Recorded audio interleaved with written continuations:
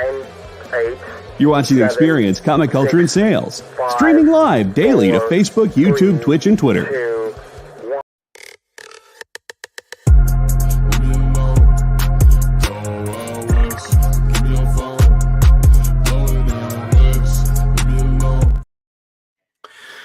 Well, apparently we had some technical difficulties there. The end of our intro did not want to play for some reason, so apologies for that. But hey, I'm Christopher, aka the Bronze Age Nerd, and I am joined by Big B McFly, the comic guy. an auspicious beginning to our show here. But this is Best Coast Comics. Welcome to the show. Let's go through the chat and say hi to everybody who's here early. For our spooky season, beginning of our spooky season theme show here. We're talking about Frankenstein Comic Swap and our experience over there. Not technically related to Halloween, but hey, it's Frankenstein, so it's right there in the season, right? And then we'll talk about some of the news that happened as well as the Heroes for Heroes update. But let's say hi to all these fine folks. GT Key Comics in the house. What's up, GT Key? Richard says he'll settle for second place in comments as it's impossible to beat GT Key. Well, I bet you with enough effort, practice, willpower, and determination, you could. It's just that you have to. It's like a supervillain origin story. You have to like really plan out your revenge arc, and then you can finally do it. Oh, there you go. GT Key, you got some competition now. Now the challenge has been served to you. Renegade takes third. What's up, Christina? How's it going? Hey, Son of Crom in the house. Hey. Welcome. Always a pleasure to have you here. Space Case, hey, how's it going? And we got Dr. Plagueis as well. Awesome, because Dr. Plagueis will come up for sure at different points in this show. Glad you're here as well. I'm sure a lot of other folks will join in as they roll in, getting done with Monday Night Football or whatever it is else they're doing, and we will say hello to you as we can. In the meantime, the way we're starting off pretty much every show between now and Heroes for Heroes, which is on November 16th, is to talk about Heroes for Heroes. But one thing I do want to do before that is talk about something a little bit different than we normally have talked about. I'm trying to bring up the link for this right now and get that pasted into chat. There we go. The thing I want to talk about just briefly before we talk about Heroes for Heroes, we've done this a couple times, but it came up this weekend, and I think both Big B and I want to take an extra second to talk about this again. That is the GoFundMe for Jen. Jen is a comic book community member. You might know her as Comic Books Will Break Your Heart over on Instagram.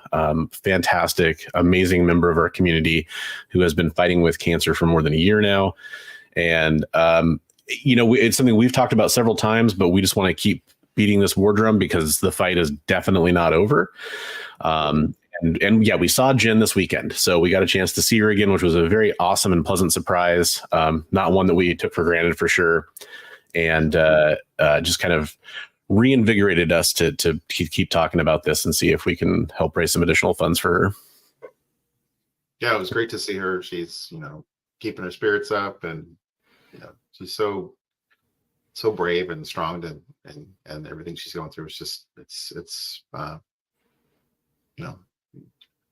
hard to talk about it. I mean, I feel like I got to do everything I can to help this gal out. I mean, so. Yeah. Yep. I feel the same way. It's one of those things too, where it's, I think the best way that I will describe it is it's kind of sobering. I made a post about it today. I know Big B made a video that he put up on Instagram today as well. I will say that every time I see her up until this weekend too, she is positive and just a shining beacon of light in Absolutely. The space of comic books. And I think that's a very important thing for her to keep motivated on, which is awesome. But she definitely could use some help. So yeah, I posted the link in the chat. It's her GoFundMe. I recommend you check it out. Please do. Yeah. I do want to give the update on Heroes for Heroes next. So first off, I just like to show the total. We haven't had some movement in a while on the donations. That's okay. We'll get more donations coming in. If you want to go donate to Jen, and then next time you could donate to the Heroes for Heroes, we'd appreciate that. But that is where we're at for the total. But this is kind of cool. I can show you a little bit more information about it because today I went ahead and scheduled the show. And so this is the actual video up on my channel right now where you can go like it. And you can save the show, hit the bell, that kind of stuff to be reminded for when the show goes live. You get that little notify me right there on a web browser. It's a little bit different on your phone. But yeah, this is the charity fundraiser event. It's currently scheduled for 12 noon Pacific time. That may change a tiny bit. And it is going to be on November 16th. This probably isn't the only event or stream that we're doing for Heroes, but I did want to make sure I officially scheduled it. And it is going to be the main event with like the original art you've been hearing about and the comic books people have been sending in for the most part. There might be some extra events we do, but this will be the big one you definitely don't want to miss. Let's put it that way. So, yeah. In the spirit of that, should we show off some of the cool Heroes for Heroes stuff we have? Some of the new stuff? For sure. So I realized I never actually showed off a few of these things on stream. This is a set of sketch covers that I picked up, and I just realized I hadn't showed it off. But this one is sketched by Joe Del Beato and Mariano Niciesa. That's a Union Jack cover. I don't think I ever showed that off anyway. I know I did on the Instagram, but very cool red sketch cover. Those are always fun. And then I think this is a neat set. This is actually by Ken Hauser, and it is a kind of connecting sketch cover set of Power Man and Iron Fist. That's really cool. Yeah. So you guys may or may not be aware, but we're currently streaming over on the EXP. The EXP has several awesome art shows. I picked these up at one of their art shows myself, and I picked them up specifically because I wanted to donate them to be part of the Heroes for Heroes items we run. So those are my donations. This is super appropriate. This came in kind of via Lunch Money Comics, Mike over at Lunch Money Comics, from I think it's a shop, Magic Geeks Comics. They donated some awesome stuff. This is just a fantastic classic Frankenstein book right there. Very appropriate for what we're doing. This one does have the coupon removed. They have it at about a 3.0. That's kind of what it looks like to me as well. That is issue 25. So that's really cool. Yeah, Magic Geeks is a Whatnot. Oh, okay, perfect. Thank you. Yeah, there's actually several things here. So I'll kind of pull out their raw books anyway. Got Strange Tales 179. So that's the first Pip the Troll. Oh, wow, that's nice. Very cool. So again, as I'm showing these off, these are donations that we got in. These ones are from Magic Geeks. This is GI Combat number 138, first appearance of the Losers. Nice. Appropriate book for our event for sure. This is a Mike Dooney original sketch and signature on a TMNT number 1. So sketch cover there. It's very cool. And then this is limited out of 15. This is number 11. It's a metal cover from it's the Cause and Effect series. It's like a female Gambit. You know, metal covers are hard for me to do justice without getting all the light glare on it, but it is beautiful, impeccable. Things are heavy too, right? Yeah, it's definitely a thick book for sure. Heavy. That's the right way to put it. This came in from Mike himself. He picked this up on the video he did recently where he goes to a show, I think in New Hampshire, I want to say. And he showed this off. I guess Jim Rugg goes around and does these at different shows. But this is Rambo 3.5. I guess he does different colors for each one. And that is signed by Jim Rugg on that note there from Mike over at Lunch Money. So we've got to thank him for that. That's really awesome. And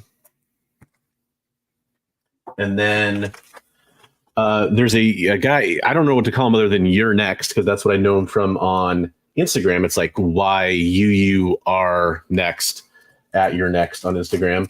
He sent some awesome stuff last year, including 10 copies of Avengers Annual number 10 for this event. this year he sent in some books. I'll just kind of start showing them here. This is the first Doctor Strange king size annual. Cool book. That's really cool. Yeah. Book, right? What's that? Big square bound book. Yeah, square bound book, and it's in pretty good shape. At least VF, I would say, which is tough for those square bound books. You got Death of Elektra. Nice. Yep. This is the first appearance of Swamp Thing's daughter in that book there, and then, not to be outdone by his donations last year. This is always so hard to show off all these gorgeous books. We have 5 first appearances of Rogue. Wow. I know the Blair's just catching that, but it's his thing, huh? yeah. He has tons of those copies, and it was so generous of him to donate these. So he sent in 5 of those, and he sent in 5 X Factor number 1s. Nice. Yeah. Very cool. And I'm pretty sure this is the original reprint of Hulk 180, Hulk 181. But this is that Hulk versus Wolverine special. Got 5 copies of that as well. It's a John Byrne wraparound cover on that.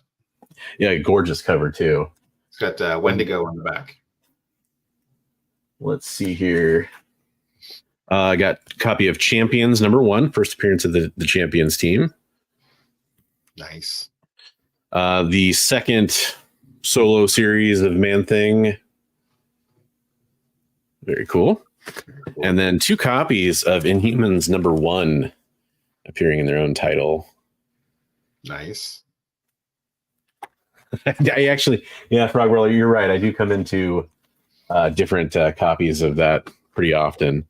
I forgot one book that came from Mike's package. This is from Has-Been Collectibles and Toys. Has-Been Collectible Toys and Comics. And this is, I need to get more information about this, but this is a foreign book. I'm sure there is somebody out there who knows a lot more about this than I do. So I need to collect some additional information about that to accurately talk about it, but it's very cool. Is that one you're familiar with, Big B? I saw the one that had a reprinting of Giant Size X-Men a while ago, but I think that's Canadian. It's in French. Yep, that tracks. And look, like I said, it had a poster inside. Yeah, free poster. I'm sure that's what poster gratuit means. Tout encounters, close encounters, maybe. But we did have Dr. Plagueis in the chat, so I'll go a little out of order with these just because it's raw books versus slabs. This is just an amazing Shadid Shah exclusive that he had this remark of Vega done on. It's a Street Fighter TMNT comic. And look at that signature and remark. That is just insane. So that is so cool. This is Origin of Dr. Fate, if I'm not mistaken. And Todd McFarlane. That's an early Todd McFarlane. Yeah, that too. Good point. And then he did this newer Secret Wars run. Got the whole run of that there. That's really cool. That's going to be an important book coming up. Yes, exactly. And then, okay, so that's from Dr. Plagueis, who is super generous, but he's actually got another slab I'll show you later here. These came in from our friends over at 24/7 Comics. This is the Ashcan edition, I think, or the VV edition of Zero Ghost by Justin Jordan, Brian Ching, and Will Quintana. Wow. So that's a very hard to get comic right there. And then you guys might remember I did a interview with Sean Chen and Daniel Wu. Sean Chen, longtime Marvel actor, he's the one that did like all the art for for use in licensing and stuff. So he's like the quintessential artist for a lot of stuff on the official guidebooks, for style guides that they sent out. He did this comic book called Evermind with Daniel Wu, who's an actor you might know from Into the Badlands. These are all signed by Sean Chen and Daniel Wu. This is their book Evermind. The character right there is based on Daniel Wu's appearance. And then, oops, that's the cover I wanted to show. This is my favorite cover of that series by far. That's kind of like robot Marilyn Monroe kind of cover. So we got some of those. Love that. So figure drawing says Daredevil Journal, Strange 138, a French reprint that includes Daredevil 145 and a painted cover by Jean Frisano, or so Google says. Hey, I like that's important. Thank you. So moving on to the slabs, let me situate this stuff so we don't damage anything. Just showing off books. I don't want to make things worse, but yeah, we got lots more to show off. It's really starting to come together for Heroes, everybody. This is insane. This is Startling Stories #1 from 1939. Wow. That's cool. Yeah, this comes from Magic Geeks. And I mean, that's, one of those massive, like, trade paperback slabs. Pulp, yeah. Yeah. Well, I mean, I guess the holder size. Pulp slabs, yeah. Yeah. But that is so cool. Very appropriate for Spooky Month, too. That's a 1.0 Startling Stories #1 from 1939. That's awesome. Yeah. And then these ones, I won't take them out just to prevent crinkling noise, but this is Action Comics 52. Wow. And that's in a 0.5. I didn't show the grade, sorry. Action Comics. Like missing pages inside or split spine? Or? So centerfold missing. Okay. Does it say if it affects story or not? It doesn't say. Okay.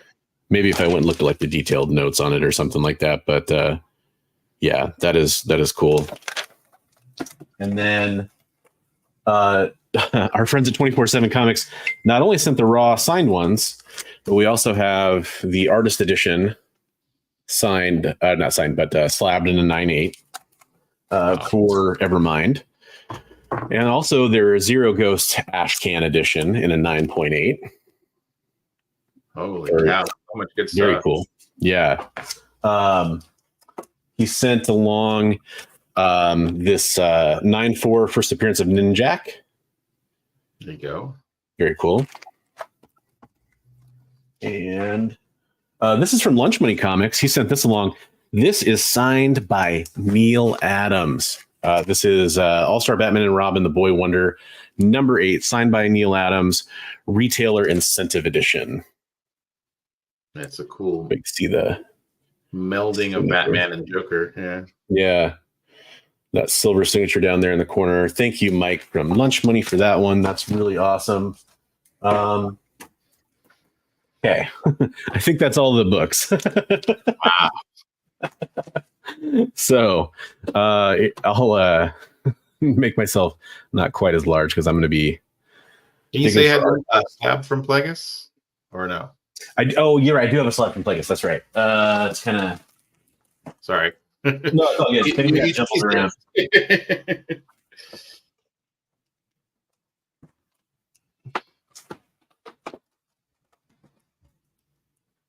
Making you dig for it.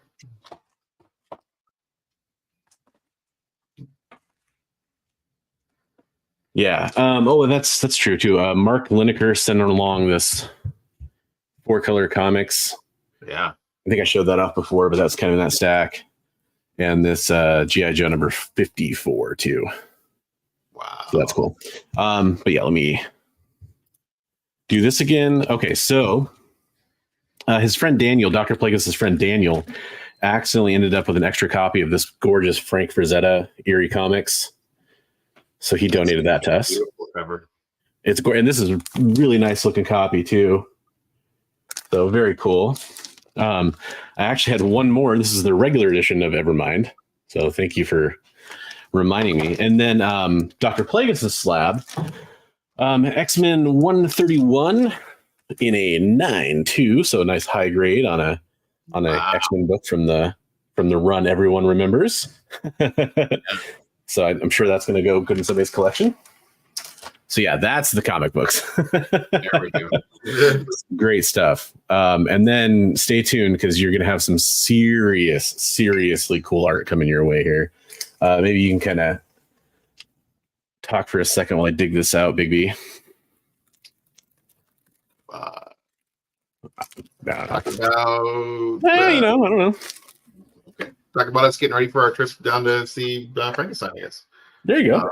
Yeah, so this weekend, Saturday morning, Bronze and I got up bright and early, and we headed over to the local Home Depot and hooked up so we could carpool down and grab some coffee and hit the Frankenstein comic swap. And we both had different agendas, which was interesting. I was more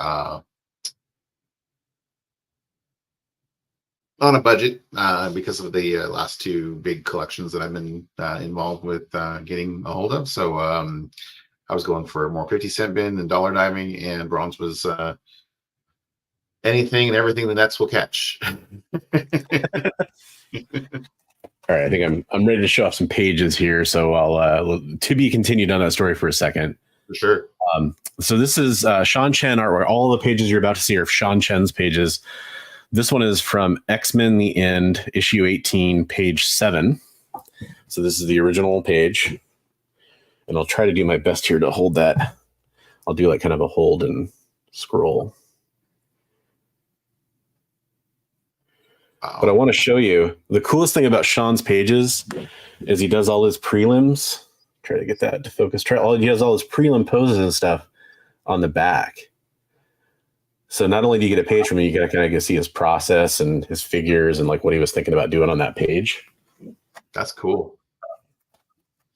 And then this is issue 12, page 23 from X-Men The End. Nice. In the interest of time, there's more of those prelims on the back, but I'll just show you the next page. This one is X-Men The End, issue 12, page 5. We'll have to get a hold of copies of the actual books so we can show, like. Yeah, for sure. Like, I love the sketches on the back. That's super cool. And this is Wolverine 182, page 9. So Sean kind of did a run near the end of that volume 2 of Wolverine.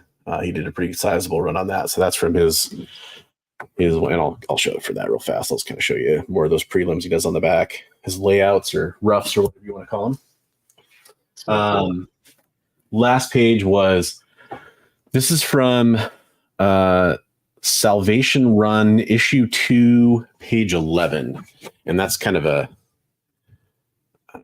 character there has like their brain sticking out. So you kind of call it a Frankenstein-esque Halloween type thing almost there. So that's kind of appropriate. Also, it's like a Brainiac or something. Yeah.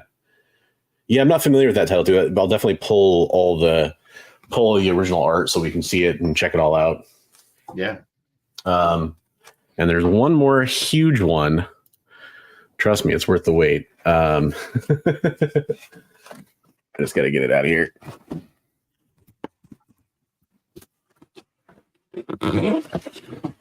Drum roll. Yeah. How about a little Mark Bagley original? Oh, holy cow. That's awesome. You could almost turn that like sideways, right? Like where he's swinging sideways. Yeah, the other way. Yeah, I get the other way. That way. Hard to do for camera. There you go. Yeah. Yeah. That's pretty cool. Very neat. Yeah, I love it. Awesome of him to do that.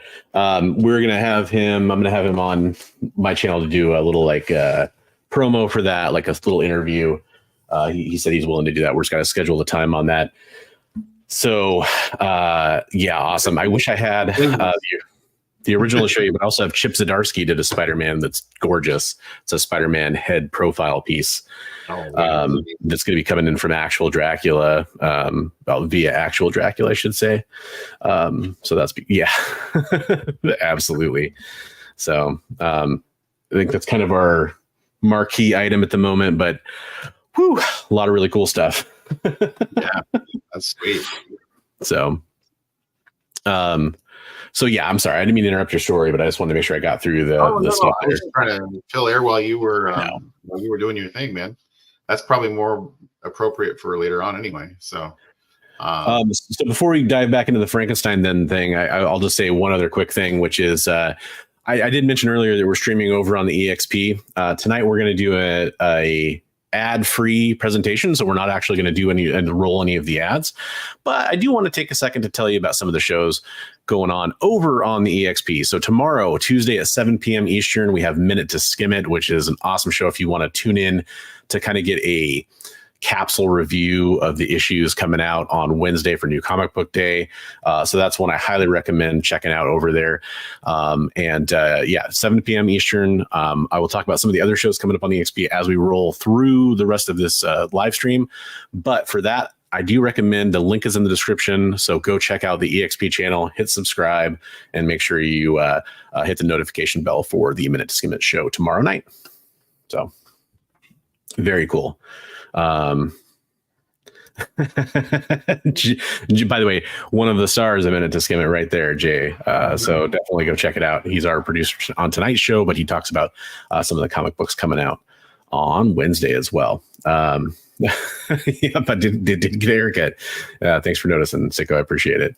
And I probably missed a few chat items. I'll try to jump back and get those as we go. But we were telling you guys a little bit about our experience going to Frankenstein Comic Book Swap. So yeah, we met up Saturday to go down there. For those that don't know, this is a Portland, Oregon area show put on by a couple different comic shop owners, but it's not really affiliated with their shops. They just wanted to kind of create an environment where you could go set up a table cheaply. You don't have to be in the business. It's not an official like con. I talked about it with Kyle earlier. He described it like, oh, that's like we do shows like that at like our Elks Lodge around here. It's kind of the same thing. It happens in a basically dying mall. It takes place on 2 different floors of a store that used to be there that's connected. So there's a staircase in the middle of the store. And there's probably, if I had to guess, I'd say at least 50 comic book vendors there. Maybe more, actually, if I stop and think about it. Probably more. I think maybe 60 to 70. 70, yeah, I could see it. And it is my favorite. So this is the second one I've been to. They do it in March and they do it in October, kind of around St. Patrick's Day and kind of around Halloween. And it's called the Frankenstein Comic Swap. If you want to search for them on Facebook, if you happen to be in the area. And it is an amazing show. It's really a lot of fun. I love it. Yeah. So we'll talk about this a little bit, and then we'll talk about news and stuff at the end of the show. But yeah, so how many of you? Is this your 3rd or 4th one or something? It's my 4th one. Okay. Yeah. Has it stayed pretty consistent for you, or have you seen it change at all? No, it's been consistently really good. I mean, it's primarily, I would say it's like a lot of collectors who are just like liquidating extra stuff that they have acquired and they don't want anymore. A lot of that kind of stuff. So there's some really great deals to be found there. And then some guys who are kind of like weekend warrior, flea market sellers and stuff like that. So again, a lot of really great deals to be found and had there. So yeah, I mean, I was talking to a guy there who's just a dentist. I was like, so do you have a shop or something? Because you got a lot of inventory and like he had like a nice wall set up and he's like, no, I'm just a dentist. I'm just doing this with I think he said it was his friend or his neighbor. I can't remember exactly, but yeah, a lot of stuff like that. There are people there that have shops. There are people there that, maybe they're online sellers or something like that, but there's a lot of people there that are just offloading their extras, or they're kind of just, looking for trades, that kind of stuff. It's a very cool environment. I know Dr. Plagueis was going to come down for a different event earlier this week, and I told him, like, well, it's too bad you're not going to be here on Saturday because this thing's going on. And I told him a little bit about it, and he's like, okay, I'm going to that. I tagged him. And he came to that. I think he had an amazing time there. We described it, like compared it to Rose City Comic Con, which is a good show. It's a very fun show. I think in total, I saw between 5 and 10 comic book vendors, specialty comic book vendors. There's other places that have comic books, but people that are just there to sell comic books, that's really light. One thing I like about Washington State Summer Con, the other Northwest Con, is there's a lot more comic vendors there. There's not a ton more, but there's more. This is just, like I said, 50 to 70 comic book vendors. So it's absolutely an insane show to go to. And Bigby, I think, went ape on every 50-cent and dollar bin box on the first floor of this place that in existence, and pulled so many great comic books. It was insane. It was fun. I found stuff that had no business being in 50-cent and dollar bins. That's for sure. I will say Dr. Plagueis, I think, easily had the pull of the show. Oh yeah. He's already shown it on Instagram. I guess you can talk about it, but wow. I think somebody forgot to add a 0 to that book. That's the problem. Yeah. It's just crazy. So it's a good show. It's a good time if you're going to be in the area and you're thinking about, checking it out, or you want to go to it in March. For sure, let me know. Let Bigby know, because we'd love to meet up with you there and say hi. We that's the other beauty of it. A lot of people in the Northwest go to this show, so we were able to say hi to some people we know, which is great. A lot of fun. People who recognized us. Yeah, that was a little different for me. I thought that was an insane amount of people were nice enough to come up and say hi. They recognized you or something like that, and that was a lot of fun. Getting to meet some viewers, and hey, maybe some of you are out there. Hello. We did give out some stickers, right? So yeah, we had some Heroes for Heroes business cards, and courtesy of Dr. Plagueis, by the way, who made those. Hey, what's up, Kamikaze? How's it going? We're just recapping our comic swap experience before we show off any hauls or anything like that. But yeah, it was just remarkable. I know, Bigby, did you literally never make it upstairs? I literally never made it upstairs. I had set a budget, like we talked on video while we were driving down, and I'm like, I'm setting a budget and I'm going to stick to it.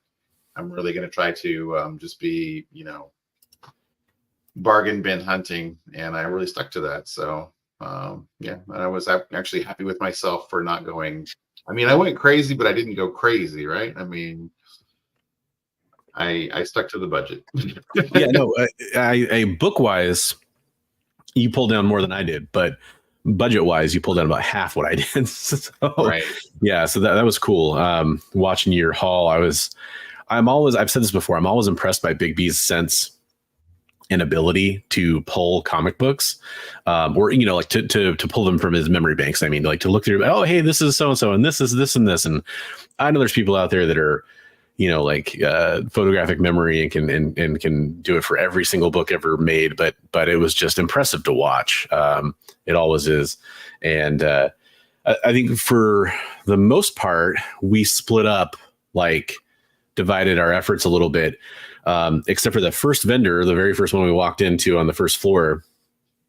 Well, we hit it, because he was right in the middle of the walkway, and everybody just kind of parted the river around him, and nobody was going to his table. Yeah, and so it just seemed like a natural place for us to begin, whereas everyone else kind of was like just walking into the show, basically.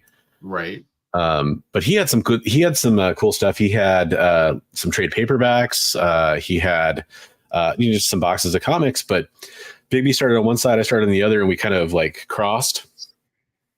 And it was hilarious, each of us kind of pulling stuff that the other person didn't see or didn't, want or whatever.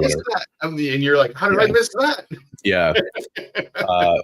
So some really cool stuff in there. And then I could tell Bigby was, and I applaud this.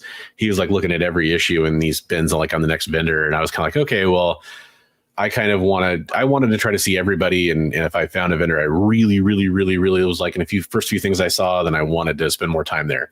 So I was kind of scouting ahead and sending him like, hey, you should definitely make sure you get to that one, or definitely make sure you get to this one. And he was just cleaning up.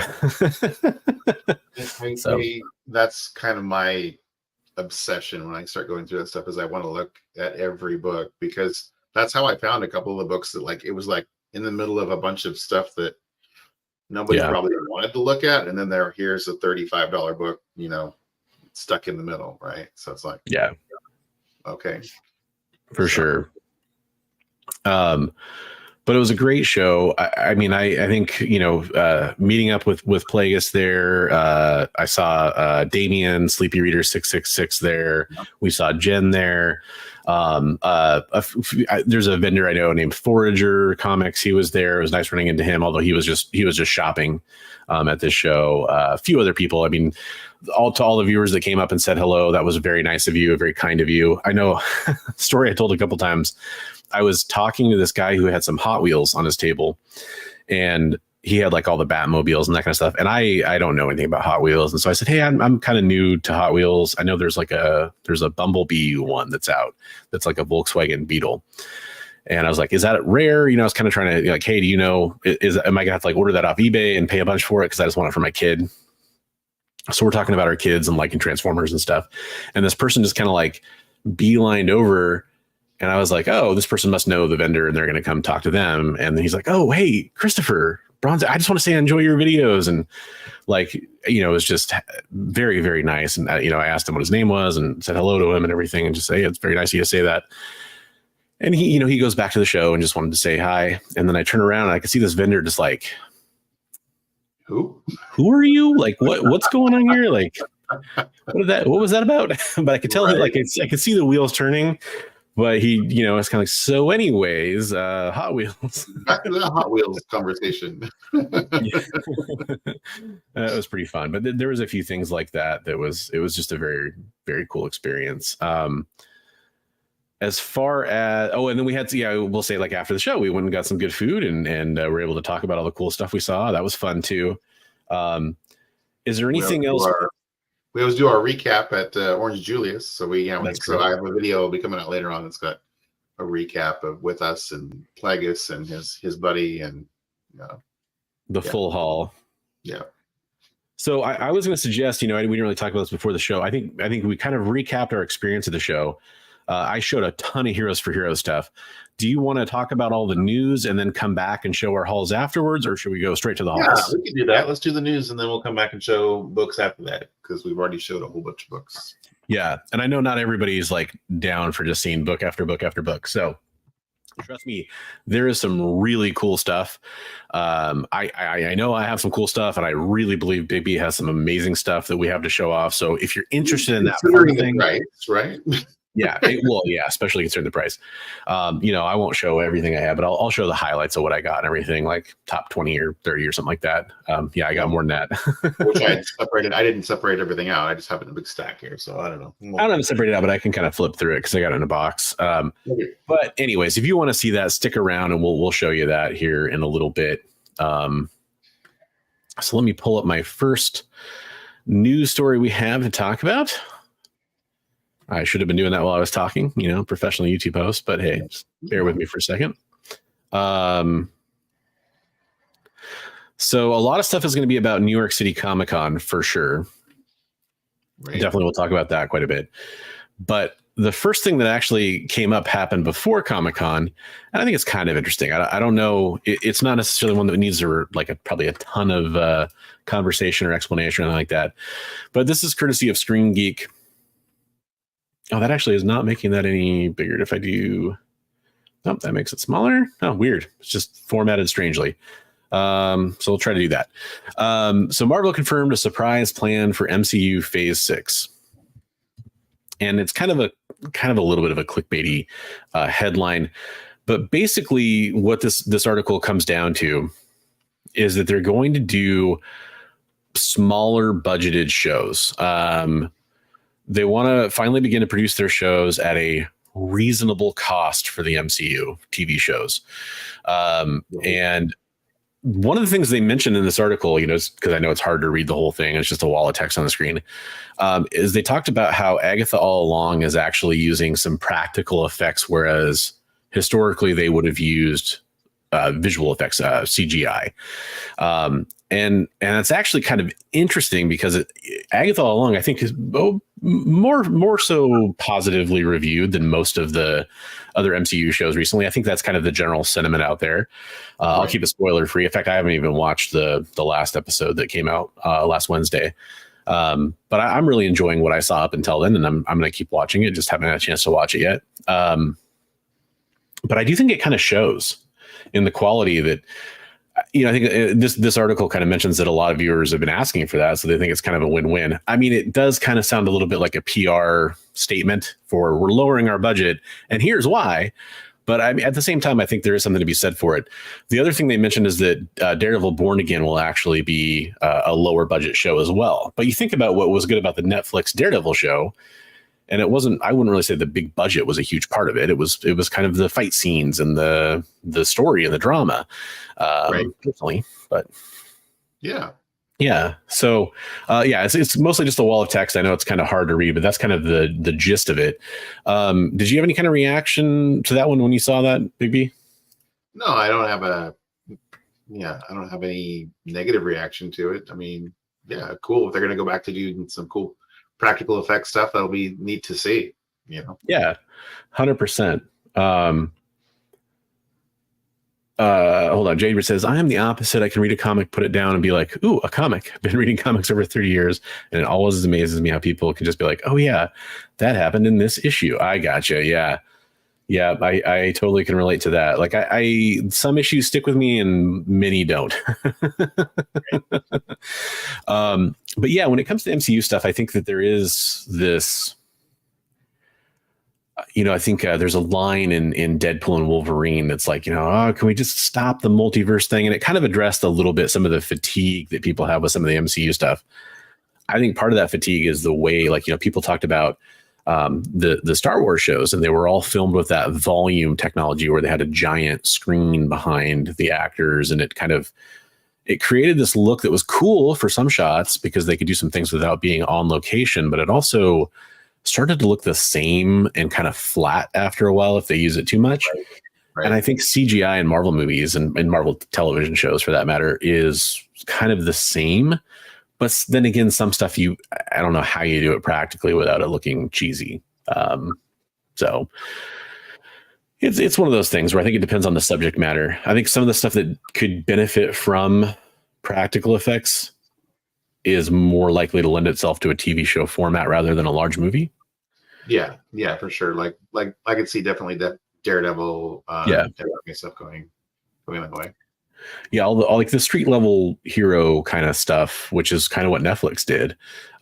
Defenders and Jessica Jones and Luke Cage and all that stuff. I won't mention Iron Fist. They did that really well, and then there's lots of characters like that I think would fit into that. But yeah, anyways, that's kind of a fun little take on how Marvel's feeling about what's going on, I guess. And a kind of a way to talk about excitement for Daredevil and also props for Agatha all along for being a pretty good show. Yeah, I'm really enjoying Agatha. That's a good show. All right. So let's talk about some very much comic book related toy news. So this is straight from Hasbro Pulse. So a lot of people, it's probably gonna be hard to see in small camera mode, but there is a HasLab Sentinel behind me. A lot of people comment over that whenever I move my head over the years. I can't really get in the background too well, but a lot of people really like the Sentinels. Then they like the large format Sentinels too. So this is a X-Men 97 simple kind of animation style inspired Sentinel. It's not quite as large as the HasLab Sentinel. I think it's about 8 inches shorter, maybe. Still pretty big. Give you some scale there. Those are 6-inch action figures, so still pretty large. Yeah. But it's kind of cool for a lot of people that missed out on them, and now here very clearly trying to push, hey, why don't you buy multiples of these? But yeah, it's 22 inches tall. I think the HasLab Sentinel is like 30 or 32 inches or something like that. So 27. What is it? This is 22.2. Oh, 22. Okay. Tall. So it's not okay. Yeah. Which is, I mean, that's still pretty big. Here's my problem with that though. For $175, honestly, for as simple of a sculpt as this is and as simple as a design, it is smaller than the HasLab Sentinel. I actually think that price is too high because this looks a little bit like the Titan series Sentinels they released that are kind of like the Mark II Sentinels, basically from the comic books, where they're more like supposed to be like 10 to 15 feet tall instead of 12 feet tall or whatever, instead of building sized. Right. But I mean, it's amazing. Hopefully it's cool for people that missed out and want a chance to add another one or another couple of them or something. But I do think the price is a little high for what you get, in my opinion. Some comments in the chat about it. It looked amazing at NYCC, right on. The HasLab is massive. It's very big for sure still. That was, I was just explaining all that, how it's different and everything.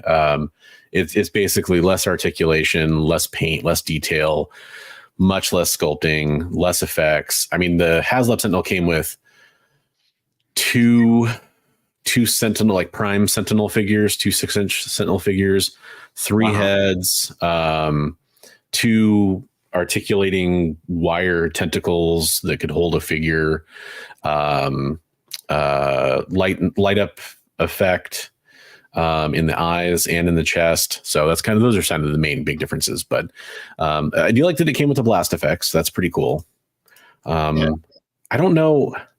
I think this might kind of suffer from what the Nimrod Sentinel came with, where you might not really be able to like show it blasting like down at figures or something like that very easily, because that looks kind of like it'll be awkward to articulate correctly with the way the hands move. Maybe I'm wrong. They don't really show enough pictures.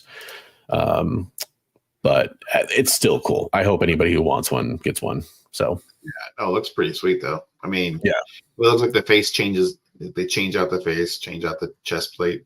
Yeah. So yeah, there's battle damaged like dome, and then a battle damaged like faceplate, battle damaged power core there. There's a video too, which I won't play, but yeah. So it's pretty neat. I'm glad that people are getting a shot at it. Very cool. So I don't really have anything to show about it because we won't play the trailer, but you posted the Creature Commandos trailer, which I did watch. Right. Looks pretty cool.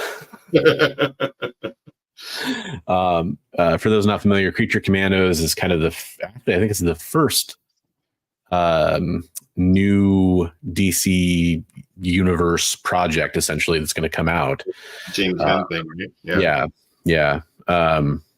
I showed it to a buddy of mine. He said it looks like Invincible Bloody. It's like it looks like it's kind of like Suicide Squad, but with monsters.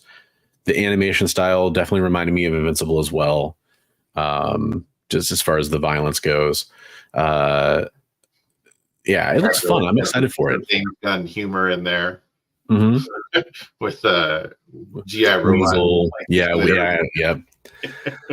So but basically Amanda Waller puts together a team. They're not allowed to use human superheroes anymore. And then yet at least one member of the team is human, but mutated. So I don't know what the rules are.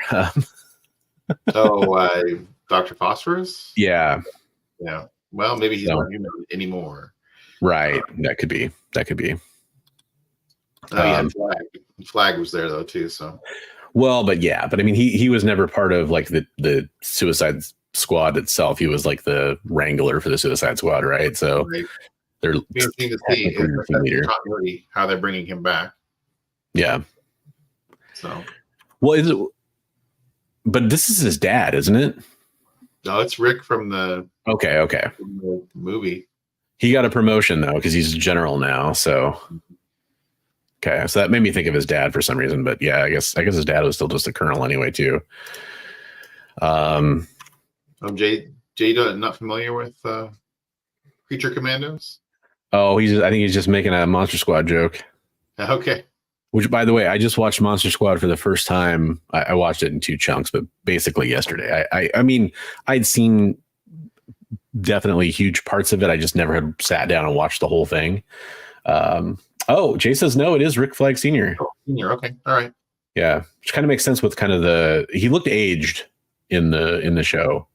I mean, I think he looked distinguished, but yes, distinguished. That's it. I don't really know that it's not a movie, it's a series. That's the thing I should mention. It's a Max series, right. HBO Max. I don't know if it's really, I don't know if they're starting with this because of story reasons or if it's more of just like this project could be made first before the film could come out, because the Superman film is going to be his first live action debut essentially. But that's the thing with his whole, Gunniverse or whatever you want to call it, is it is going to be connected. So even the animated projects are now going to be connected. As long as they come out in that non-Elseworlds kind of line, they are going to be connected. So that's pretty cool. It's going to be interesting to see how they blend everything, because he's saying like Peacemaker could be, could not be. We still have the same Amanda Waller. He still wants to use the same Wonder Woman. The last thing I read is that Peacemaker season 2 will be in the new universe, but Peacemaker season 1, parts of it may not be considered canon. But I mean, like, the character is though, right? Like, I mean, that's so that means John Cena is Peacemaker. But yeah, whatever. Just give us good entertainment. That's all. It doesn't have to make sense. If it's terrible though, if it ends up absolutely sucking, I think we'll have to do some sort of like time heist, and we'll have to figure out a way to go back to the future, fix everything. So yeah, this is just this has kind of been all over the internet today, but just to take a minute to acknowledge it, it is technically Back to the Future Day. That's how you're supposed to dress for work today. Yep. Or I mean, it was 9 years ago at least.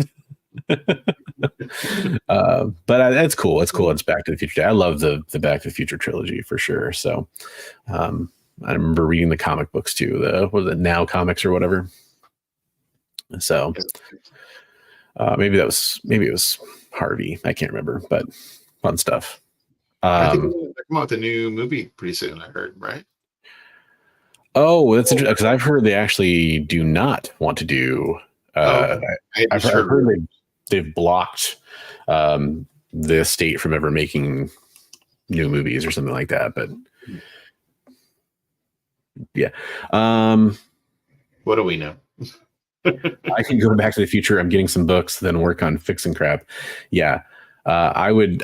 Man, the temptation to walk into a shop and be like, yoink, yoink, yoink would be. But then think about the people that would never have gotten that comic book. You'd cause ripples, right? Or is that the way time always worked? And those comics never. Yeah, exactly. I don't know. I saw a thing where it's like Marty actually died several times. That's the only way Doc would have known to be in this place at this time with the vehicle or whatever. He kept fixing time. He kept time traveling back and fixing it. Is that like the Rick and Morty style explanation of like how, which obviously is based on, by the way, don't go Googling this unless you're in for some really serious adult content. But the original short that Rick and Morty is based on Doc and Marty from Back to the Future. So, which is pretty obvious. I think a lot of people know that by now, but it's very adult. If you go to watch it, it's not like the cartoon, which is also very adult. Right.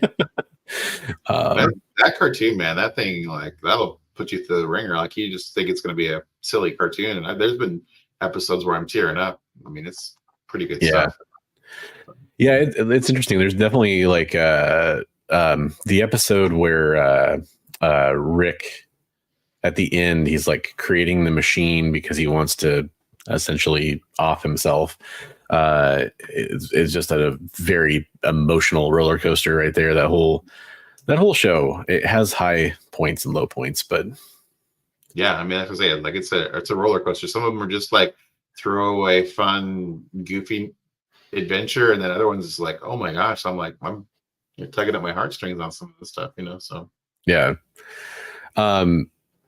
Were you a huge Back to the Future fan when you were watching the movies when you were younger? Oh, I watched them all as they came out, yeah, for sure. Yeah. They were, I was super enjoyed them. Yeah, I still think 2 and 3 were peak because it was the first time I remember. Maybe there was something else that did this, but it was the first time I remember that like 2 films were essentially filmed back to back and then released like, fairly quickly together, considering how slow things moved back then for theatrical releases. I think it was a year apart or something. Right. Yeah. So that was pretty impressive. I also thought that was cool. I mean, 3 is probably not most people's favorites, but I liked it when I was a kid. Hey, what's up, Art Chemist? How's it going? Yeah, probably some exiles here because I don't think. I know Chris didn't do his pros and cons show because he was traveling or getting ready to travel from NYCC. So I know I've seen Art Chemist over there before. Yeah. Welcome. Hopefully he's having safe travels right now. Sounds like he had a good time at the show. With some of the stories you were telling me about what was going on with him. Woo! Yeah, he had a rough like arrival first night there, which I don't want to steal any of his thunder. I know he's talked about it on social media, but I'm sure he'll talk about it when he does his next show. That was pretty funny. I actually had somebody, it was one of the people who recognized me, was like, "Oh, comic tropes," and we started talking about some of the stuff he'd been posting on social media, and it's just cool, like seeing people who know other people in the community, and that's how they know you or whatever. It's neat. Yeah, no, that was fun when we were at Rose City. That one, I think we were at the one table. You guys were at another table talking to somebody, and I was talking to a vendor, and he was an artist. He was looking down, and I said, "Oh, do you mind if I film for YouTube?" And he looked up and he's like, "Oh, shit, you're Big McFly. That's Bronze Age. That's comic tropes. That's Less Funny Comics." Yeah, it was pretty crazy. Definitely has been some nuts moments like that. Yeah. Very cool, very fun stuff. So hey, I want to take this moment that normally we would take a whole ad break, but now we're just going to tell you about an awesome show. So do me a favor, since we're not showing you a big ad break and you get to still see our lovely faces. That's a very generous thing that EXP is letting us do this week to kind of make sure you guys are still engaged with the content, everything. Do me a favor. Go head on over to the EXP and subscribe over to them if you're not already. Maybe you're watching us on the EXP because we are streaming over there right now. But if you're not, go subscribe over there. Hit the like button. I do want to take a second to let you know that on Friday at 9 p.m. Eastern, we do have the Friday Night Live show with Nancy. Nancy has been a comic retailer for longer than almost anybody still doing it. Great product, great stories you're going to see on that show. It takes place after the original art experience over there, which is also a great show.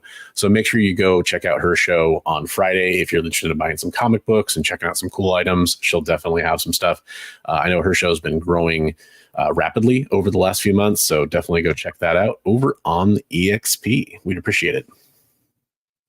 While you're at it, go subscribe to Big B McFly, the comic book guy too. Trust me, you're gonna like his content as well. Probably. I think so. I mean, if you're watching this, probably safe bet. Oh yeah, that's cool. Her husband Jesse wrote some comics and he came up with Orange Kryptonite. I did not know that. That's really cool. I don't remember what Orange Kryptonite does. Now I gotta turn in my nerd card now. Let's see. Orange I think the most kryptonite. obscure kryptonite I actually know what it does. Well, there's a couple really like problematic ones. I think pink kryptonite's pretty problematic. Yeah. Um, I always like, did you ever watch Smallville? Yeah. Yeah. I loved like the first, like, I think it's called Red or whatever. The first like Red Kryptonite episode and all the different stuff that happens to him. That was fun. Last ring one. Yeah. Yeah. Yeah. Good. It was neat stuff. He says, think pets. All right. Now I'm going to have to Google it. Turns them into dogs. I don't know. Green means stop. Red means go. That's funny. It provides super abilities to any animal that comes into contact with it for 24 hours. Oh, so there you go. That just reminded me, was it Super Pets? Was actually a pretty fun movie for like what it is. There were some hilarious parts in that movie, especially when the bad guy had Aquaman in the aquarium and he's putting fish food in, and Aquaman's coming up and like a fish. I love that stuff.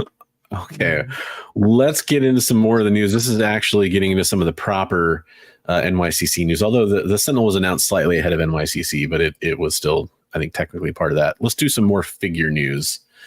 I'm a big G.I. Joe fan. I know you're a G.I. Joe fan. I love the figures. That's cool. This is really cool. 2-pack, you got the irradiated Snake Eyes and the polar bear, which is awesome.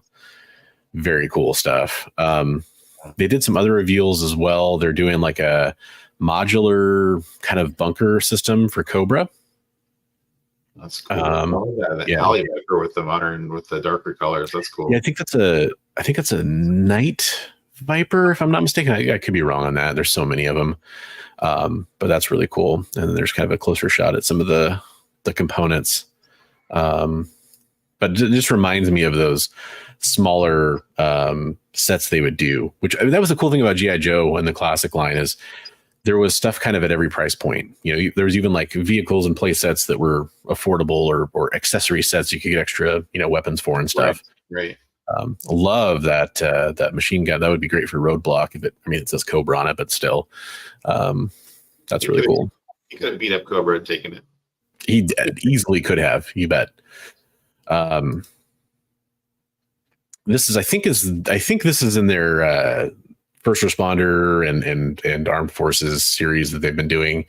I don't think that's actually supposed to be a named character, but that's really cool to see a firefighter. Got Footloose coming. Nice. One of my favorite figures from the vintage line. It's like just a military dude. And then there were, did this not have it? There were some render and name reveal. Oh, so those are render reveals. There were some named reveals as well. So that was a Trench Viper, by the way. I guess it would help if I read. And that's a Legacy Collection firefighter. And that is the Cobra Perimeter with Trench Viper. Okay. But there was a couple other figures that were announced or revealed too, and I'm blanking on what they are. This article doesn't mention it. So, but yeah, it's cool. I'm glad that we're still seeing more stuff in this line. Are they going to make a mass device toy then? Be neat. It'd be really cool if they did. I mean, it's not that big. It'd be like a vehicle, right? Yeah. Yeah. Okay, so the pre-order retro reveals were Retro Rock and Roll, Retro Dr. Mindbender, and a Retro Viper. The name only reveals were Darklon, which is really cool, Crystal Ball, which is insane, and I think it's the V4 Snake Eyes, which is if I'm not mistaken, that's the one with like the light blue and the red goggles, I think, right. Which is a pretty cool version of him from the early 90s. So those are the larger figures, right? Which one?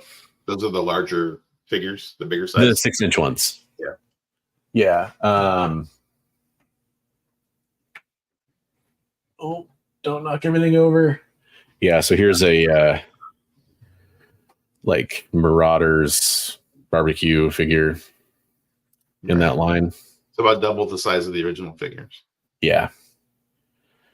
Yeah. And, good sculpt details, good articulation. It's kind of everything I wanted from G.I. Joe for a while as an adult, because they're more fun and easy to display and everything. Oh yeah. Actually, I got that in too. Oh, wow. Night Force, Falcon, and Coral. It's actually probably easier to check out the art back there, but that's cool. It's like a Walmart con exclusive thing that just came in. So the first Falcon head sculpt was hot garbage. So when they he looked like remember in Team America when the puppets were like Matt Damon? He looked exactly like that guy. Oh no. It was terrible. So yeah, that's a better head sculpt. I'm going to pop onto my normal Lieutenant Falcon and put the steel core helmet on this guy. Anyways. We got some questions about G.I. Joe. Yeah. So Figure Drawing was saying, speaking of G.I. Joe, I hope the Transformers crossover is actually not trash. Yeah, it is. So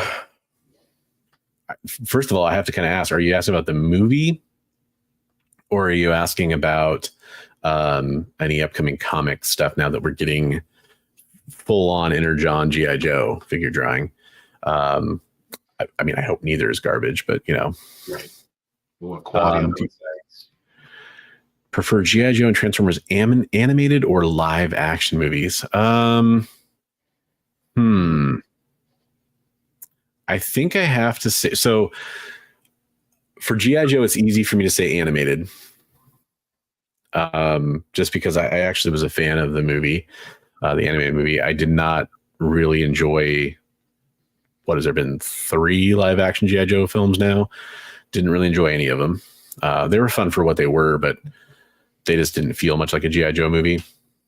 Right. For Transformers, the first Bay movie was okay, like for the time. I mean, it was just kind of an impressive movie. But the subsequent movies after that for a while were terrible. However, I do think Bumblebee and Rise of the Beasts were both pretty good. The last 2 live action movies, I guess. Right. Those were pretty good. How about you, man? Snake Eyes movie. Yeah.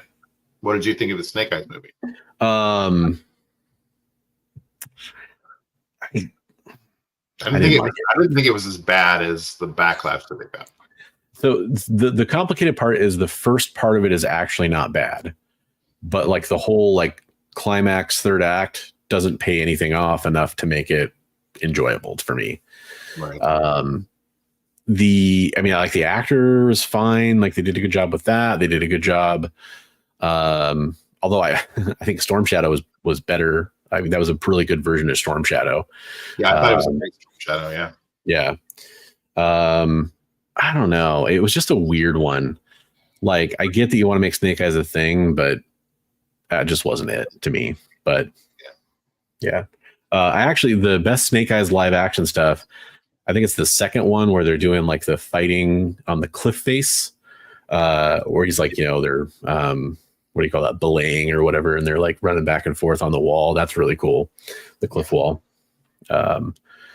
Yes, you're right. The first Bay movie did age worse. Absolutely. But at the time, like I'm thinking about watching it in the movie theater, which I mean, it kind of gave me a headache in the movie theater because I was sat pretty close to the front. But yeah, I still would say that Megan Fox helped out a lot in that movie. She did a lot of heavy lifting there. The like Michael Bay does military integration with movies better than almost anyone, and that movie had some really awesome scenes where like we're calling in like the C-130s to do like strafing runs with a C-130 Spooky. That was really cool. Yeah, it was pretty neat. But yeah, it doesn't age very well at all, I bet. Had wonky fights. I don't remember any of the fights in that thing. That's the thing. None of them are memorable to me. So they must not have been that good. Must have been wonky. Yeah. How would you guys blend these two properties in comics or movies? Well, comics are easy. I shouldn't say easy. They're easier.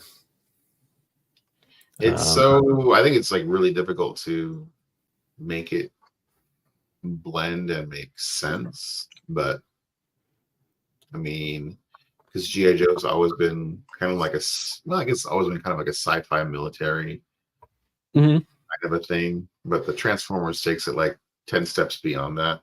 So it's like, in a way, though, like I didn't know that they always ever belong together. The criticism of a lot of hardcore G.I. Joe fans is that at times it went too sci-fi. I don't think most fans had a problem with some sci-fi elements being in G.I. Joe. Right. But the cool thing is if you have G.I. Joe being the more grounded military force and the Transformers be the more sci-fi element, you kind of are playing to the natural strengths of each property. I do think that it's tough because it's like the Joes and the Cobras don't really have a lot to do when the Transformers really start fighting. So you have to give like the Joes their full arsenal, full range of vehicles, and you have to assume that military vehicles and stuff are kind of effective against Transformers. And if you do kind of the new Daniel Warren Johnson series for Transformers, the Transformers are not really susceptible to human artillery very much, unless under extreme circumstances. So considering that, I mean, like, I think Starscream takes out like 4 jets or something like that with no problem at one point. So considering that, it's like, what can G.I. Joe really do? And short of plot devices, right?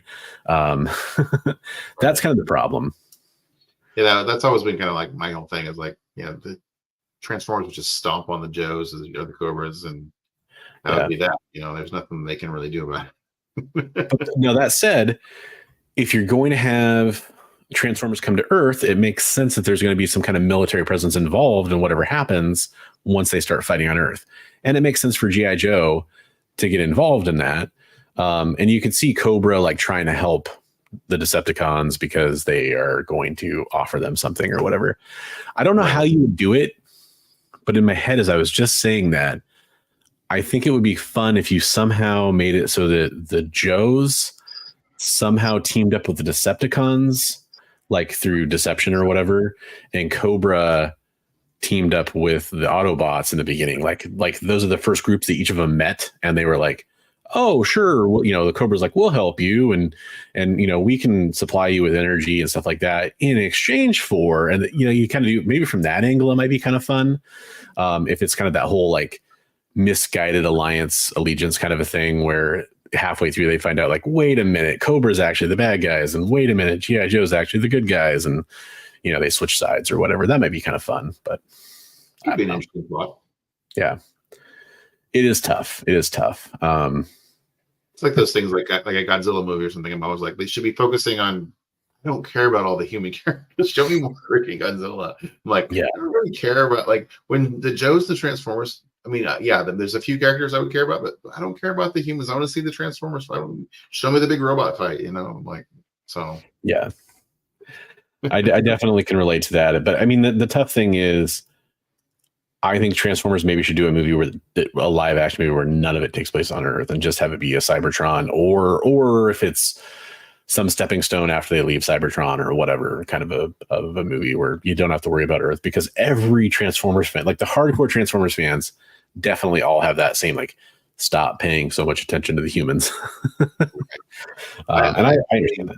Heard really good reviews of the new Transformers movie, the animated one. Transformers 1. Yeah, I want to see that bad. That's actually what I was talking about with that vendor when that person came up and complimented me. That was our conversation. It's like, oh, I want to see the movie with my kid, that kind of thing. So, right. I definitely want to check it out. Well, hey, that's what I'm here for, Jay.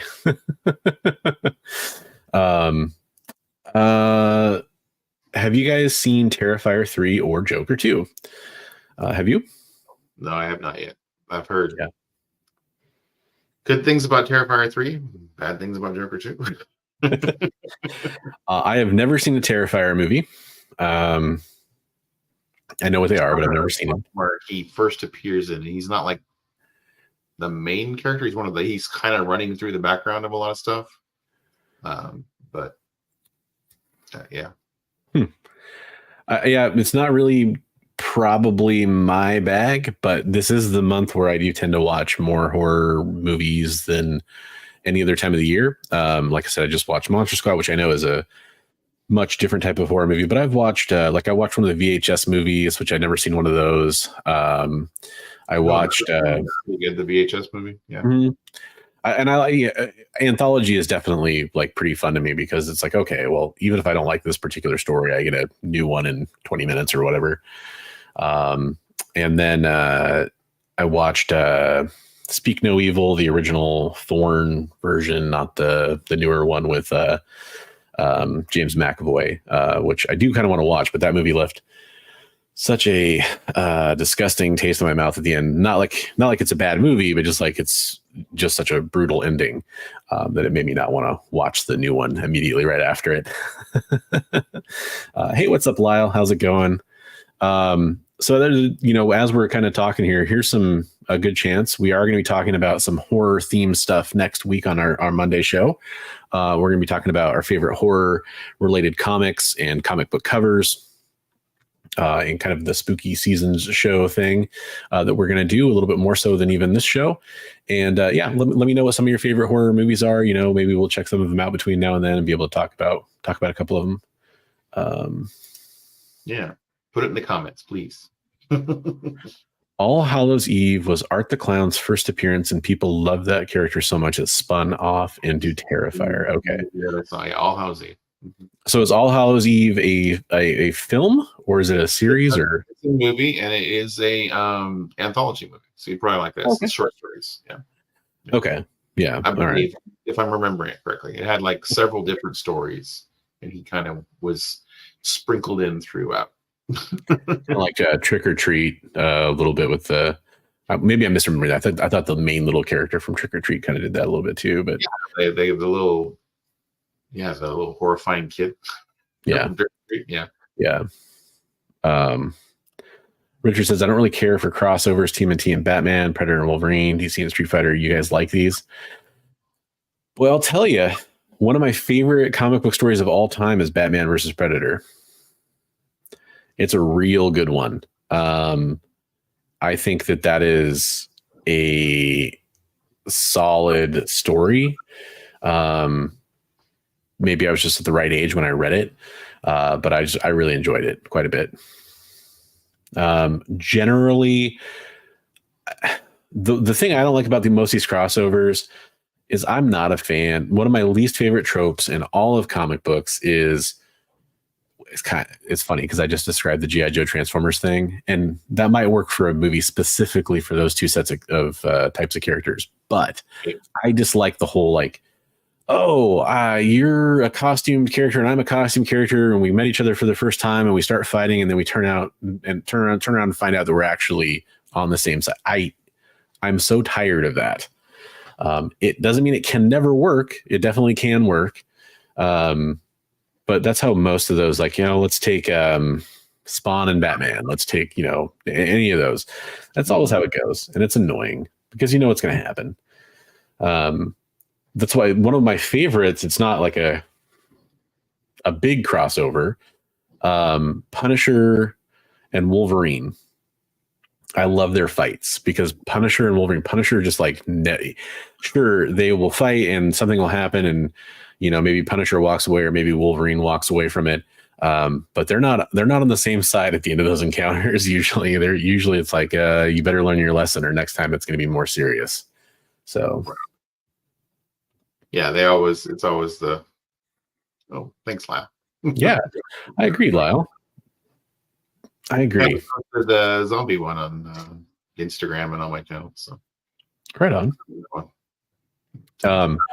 I just was watching Son of Crom. I don't know if he's still watching, but I was checking out his video where he met up with you guys, and he picked up a copy of the magazine that you were talking about on the show. Yeah. That was really cool to actually see it. That was really fun. He really didn't like go through it page by page, but I saw the cover and everything. That was really cool. I didn't even know. He's like, he got it for the cover, and then I open up. I go, well, here's the digital art story I was telling you about on that episode. He's like, "Oh my gosh, I didn't even know that was in there." That was cool.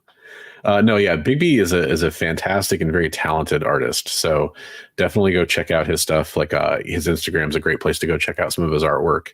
And if you really like what you see, maybe you hit him up. We can see great promos for our show with common elements. So Space Case says he's only really in the beginning and end of Hallows Eve, if I remember correctly. Okay. By our character. I think a babysitter watching horror movies. I think. Oh, okay. The premise. Yeah. He Boba Fetted his way into the mainstream. That's funny. Yeah.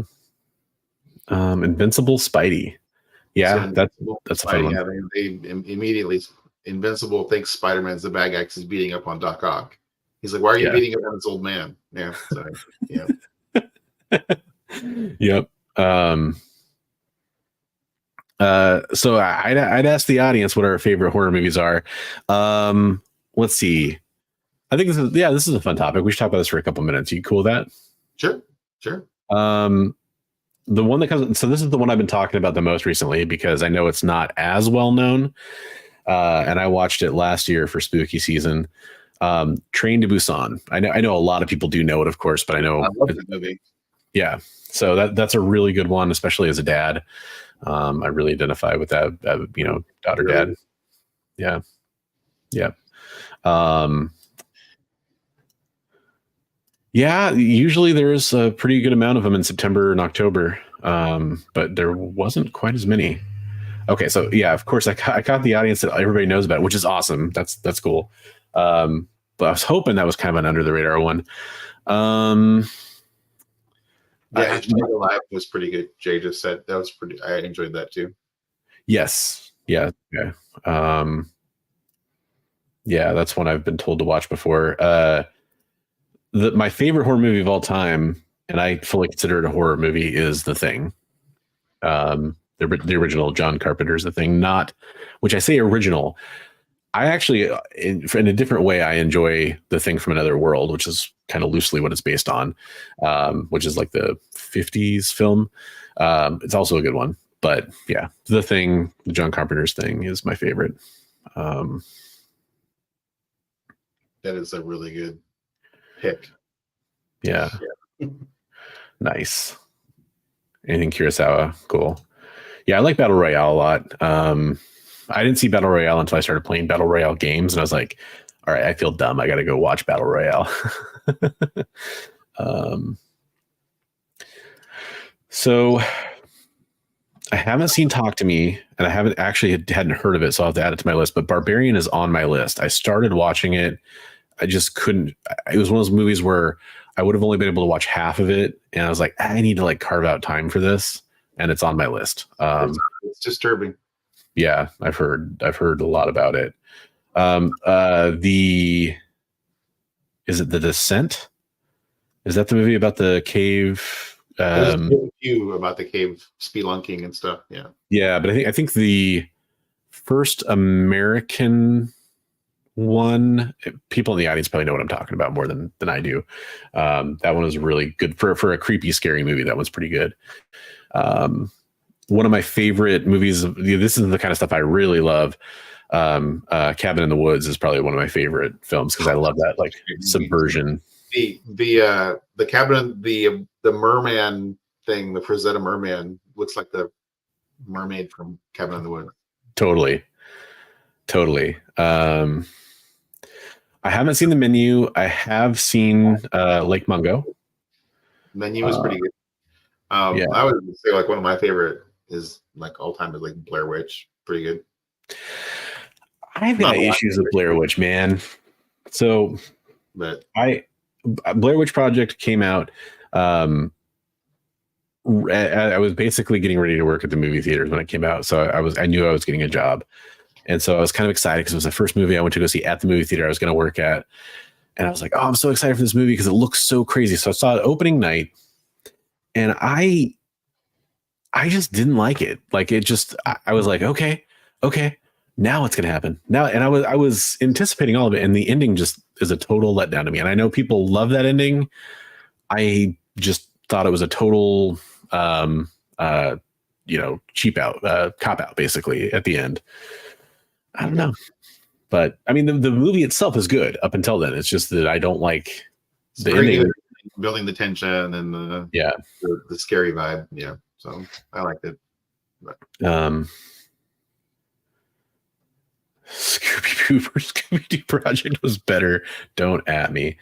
That's one that's on my short list is The Witch. I just watched the trailer for that and added that to my queue like a couple days ago. Omen is one I would like to check out. I have never seen the original Exorcist. Don't yell at me. Like I said, I'm not a horror movie fan in general. So I know I need to watch that one.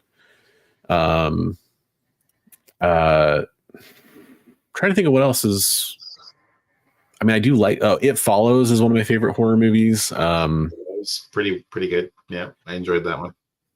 I got kind of burned on Long Legs. Somebody recommended that to me and said it was really good, and it was creepy, but I didn't think it was that good. I haven't seen it. Yeah, it's by not good. I mean, I don't want to say it's not well done. It's just another one of those ones where maybe like the payoff wasn't worth it to me.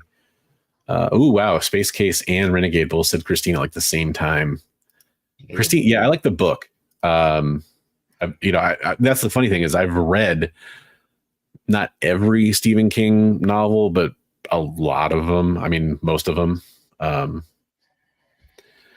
Day of the Dead's good. I'm a big fan of Night and Dawn, both the original and actually the Snyder remake of Dawn is actually quite good too in its own way. The zombie fan. Yeah. Sure. Yep. Definitely love the zombies. 28 days later, 28 weeks later. I can't wait for 28 years later. That's going to be cool. I mean, it's exciting. It's silly that they're doing it in a way, but nope. I haven't seen The Exorcist. The Fly. Oh, yeah. The new 2-part one, or the original 80s one? Videodrome. I've heard of that. Have you seen the Dr. Sleep, the sequel? Yes. I've only seen part of it, but it was pretty intense. And that's one where so I read the book and not to be the most cliche nerd on the planet, but I was like, the book's so much better than the movie. But the Dr. Sleep is very much a sequel that feels like it's not really a sequel to the Shining movie to me. Because it's funny because the Shining movie is much different than the book in like feel. And I tend to prefer the cinematography of Kubrick is top notch, but I tend to prefer the book. Hey, we just talked about Fright Night this weekend, actually. Although Freight Night might be a different thing. I don't know. That's actually very terrifying if you've ever worked retail. Freight Night can be extremely scary. Good point. That's like tax season. But yeah, both. I actually really enjoyed the Colin Farrell remake, and I love the original for sure. I think it's interesting that horror movies is like I'm a zombie guy. I'm not usually like a werewolf guy. I mean, I've seen a couple, like Dog Soldiers was an okay werewolf movie. Yeah, that's fun. But like, it's interesting that there's different genres of horror that I gotta be in the right mood for horror too. It's like, when I was younger, I loved horror. Like, yeah, the grosser the better, the scarier the better. And now it's like, I'm just like, there's too much of that stuff in the real world that's scary. and I could be lame for it or whatever. I hate movies that live on the jump scare, and the art of the jump scare is fascinating to me. But if that's your horror, if that's what you're bringing, is the music is slow and quiet and it kind of builds, and then it, there's a fake jump scare and then everything calms down. There's the real jump scare. If that's your movie, F off. Like, I don't care. Like, that's not horror. If you have that in your movie and your movie is also good and scary, like psychologically really scary to me, that's fine. But yeah, I don't really like it when that's Did you like Paranormal Activity? I like the first one. I haven't. I know there's a lot of there you go. sequels, but yeah, that's a good one. I just saw not too long ago X. Have you seen X? Hey, yes, I like X. We were just talking about you earlier, Damon. Talking about meeting you at, or not meeting you, but meeting up with you at Frankenstein. So thanks for joining the show. Yeah, I liked X, and I liked. I just watched Pearl the other day, actually, which is like the prequel. Right. I haven't watched that one yet, but it looked interesting. And I need to watch Maxine, 3 X's. Duel, yeah. Duel was great. The original one. Duel was great. Yeah. I remember seeing that as like a little kid, and it scared the crap out of me. I have not seen Banshees of Inisherin. I'm probably pronouncing it correctly, but I have seen In Bruges, which is one of the best movies ever made. Speaking of non-horror Colin Farrell movies. Oh man, there's some other good, like I like Lost Boys probably deserves to be in there. See, so you mentioned the werewolf, not in the werewolf thing. My contention is there has not been a really good werewolf movie in a while, at least not that I've seen. I do want to watch that new Kit Harington movie, The Beast. That looks interesting, but I mean, obviously you got American Werewolf in London. It's a great technical achievement. I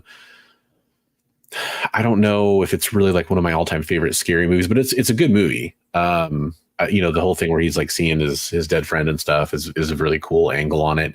But I think that we've had so many vampire movies to the point where there's probably too many for a while there, but I want a good new werewolf movie for sure. What's the guy that did Pacific Rim? He's got some good horror movies too. Guillermo del Toro. Yeah. I Crimson Peak is another one he did. That's pretty good. Oh, Labyrinth or Pan's I Labyrinth. watched the Ghost Story one that he's done. It was a foreign language one, but it was so good and so heart-wrenching. Like it was really, really good. Scary and heart-wrenching. How's that? Okay, there you go. Yeah, John Carpenter's Vampires. That's a classic one for me. Yeah, I could see that. So I watched Predator when I was like 6 years old, and that movie scared the crap out of me. And I was pretty scared of Tremors when it came out too. I was pretty young when that came out. And Jaws, that I mentioned earlier in chat, those are all pretty scary ones for me because I was of the right age. It's funny. I love all those movies now though. Like they're some, like I just love them. I love Critters too. I saw that one when I was pretty young. I love those movies. Yeah. Space Case said Get Out and Us and Nope. I haven't seen Us yet, but I've seen Get Out and Nope. Really like, all of Jordan Peele's stuff that I've seen. He does a great job. There's another movie I was thinking of that's a horror movie. What was it? I blanked on it, but there's some good ones. Gremlins. Yes. I saved that one for Christmas time, but that's a good movie. It is a good movie. Yeah. Fuck. Halloween, the original Halloween. I cannot believe it took me that long to mention that. The first 2 are fantastic, at least. And I've seen some of the later sequels, but yeah, I apologize for the language there, but I just, forgot about that one. That's what I was trying to think of. Yeah. Wait.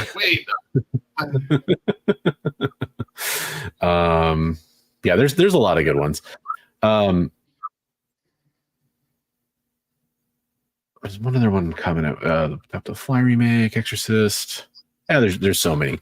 But yeah, if you like this kind of conversation about horror stuff, do tune in next week on next Monday because we are going to be talking about our favorite horror comic stories. I did that a little bit last year with Kyle on Devil's Advocates, but we focused kind of just on the stories.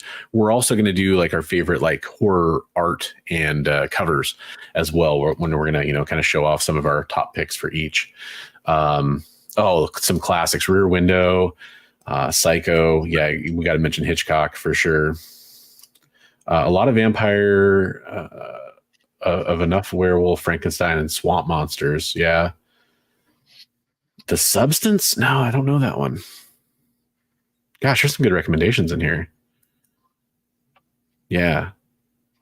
I will say I've got a guilty pleasure film, which is Freddy versus Jason. I do. Speaking of the crossover ones, I like that one a lot. So one of the better ones.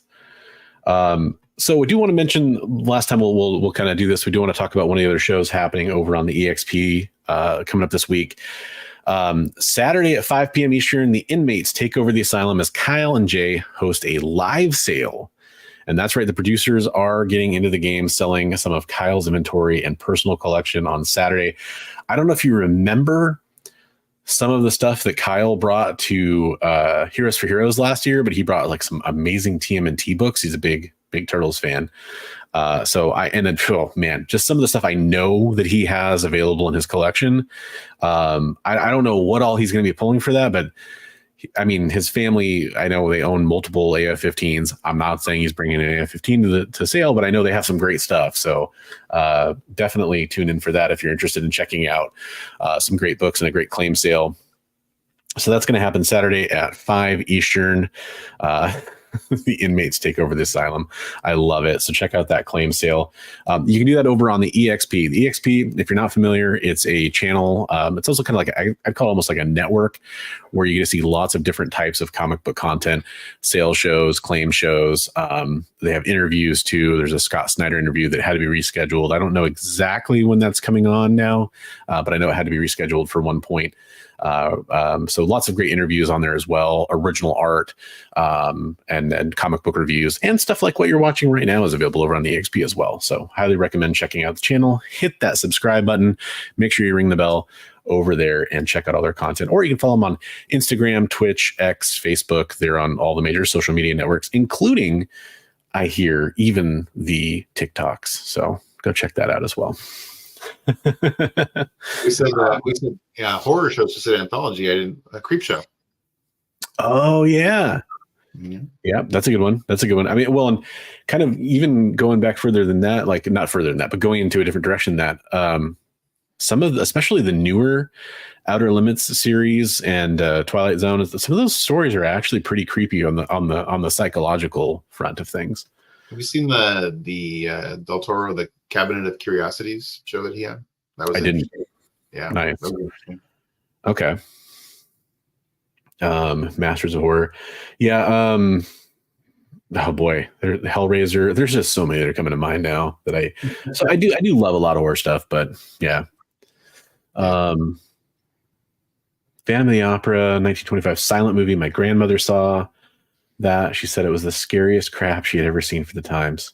Yeah. Isn't that crazy to think about? Right. Like, I wonder at what age a kid today would have to watch that and still be scared by that. You know, probably pretty young. Yeah. Probably too young. To be honest, but yeah, that's cool. Well, hey, let's get back to some of the news from New York City Comic Con. Kind of wrap that up before we show off our books here. There's two other announcements. I'll let you pick, baby. DC or Marvel? Well, let's go DC first. DC, okay.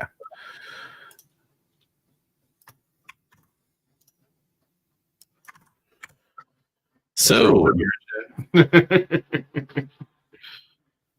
what? Oh, I said, did I throw a monkey wrench in it? Were you expecting me to say Marvel? No. That's totally. I just did whatever link I was going to copy first. So DC has a couple of announcements that came out of NYCC in their panel, at the Jim Lee and Friends panel, which is really cool. Jim Lee and Jeff Loeb are going to return to Hush, and it's going to be an ongoing series over at DC, and they're both going to be on it, which is really cool to see Jim Lee on a book again. I'm excited for this. Don't know what to expect exactly from this, and I'm along for the ride. This article points out too, this is a good point. This isn't the first time in recent months that Loeb has revisited an iconic Batman storyline. He recently did the Last Halloween, which is the finishing chunk of the Long Halloween trilogy, which is pretty cool. We talked about that before as well. The other thing is DC, and this is kind of crazy, DC's brought back their logo recently, which is a good move in my opinion. or at least a more iconic version of their logo. They're also bringing back Vertigo, which hasn't been around for a while. I don't know why they got rid of it. Yeah, I mean, that's a good point. This is kind of, but this is, to me, this is kind of a, hey, you tried something different, didn't work. Okay, cool. You're going to course correct back to the norm, right? So makes sense to have a Nice House by the Sea, the Nice House by the Lake successor over on that line as well, which is really cool. So, I actually didn't notice this earlier. There's a Vigilante story coming as well from Tim Seeley and Mitch Gerards. That's cool. Peacemaker presents Vigilante and Eagly double feature. That's neat. Awesome. That's really cool. I like that. And then there's a DC Monsterverse crossover, Justice League versus Godzilla versus Kong 2. So that's also pretty cool. And a lot of people really enjoyed that. I didn't check any of that out, but hard to complain about that. I have a buddy who's trying to read to collect all that. He said it's impossible to find because the print run was so low on it. Oh, really? Yeah. That's too bad. I mean, well, hey, that's one of the things that digital comics are good for if you're just trying to read it. But yeah, if you're trying to collect it, it's definitely makes things difficult. But that's cool. I'm excited about all those announcements.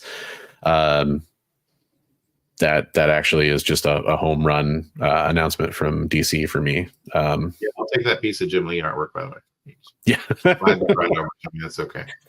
I was looking at a comic I picked up at the show, and it was talking about how it was a trading card series. I think was it Wildstorm? I can't remember what it was, but it was a trading card series that had original Jim Lee art in it, and I was like, my gosh, could you imagine what that would go for today? I wonder if Paxton is still out there, right? Yeah, exactly. I kind of want to double check that now that I just kind of was like, I was just kind of like rebagging and boarding. But yeah, that's some fun stuff. Right. It's kind of like I talked about the Transformers Kickstarter when I interviewed part of the creative team that worked on that.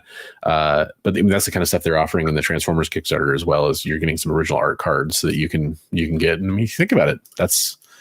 That's exactly what that kind of stuff is. I think that's really fun. Chase cards. You were talking about some Guardians of the Galaxy costume cards you had at one point. Yeah. And that kind of stuff is fun. I mean, there's that, but there's also like those autograph and jersey patch cards and all that kind of stuff and sports cards. So there's that kind of stuff we can do with comic book costumes, but there's also original art, which is, hey, that's a big win for everybody. Just don't chop up original old like Golden Age comics and stuff. No, please don't do that. I don't like that. Please don't do that. So let's do some Marvel side of things now. I'll try to go through these somewhat quickly. This is on Marvel's website. So Marvel took over New York City Comic Con, according to Marvel. Okay. So we'll kind of go through it. I got to get some water here first. We'll talk about day one.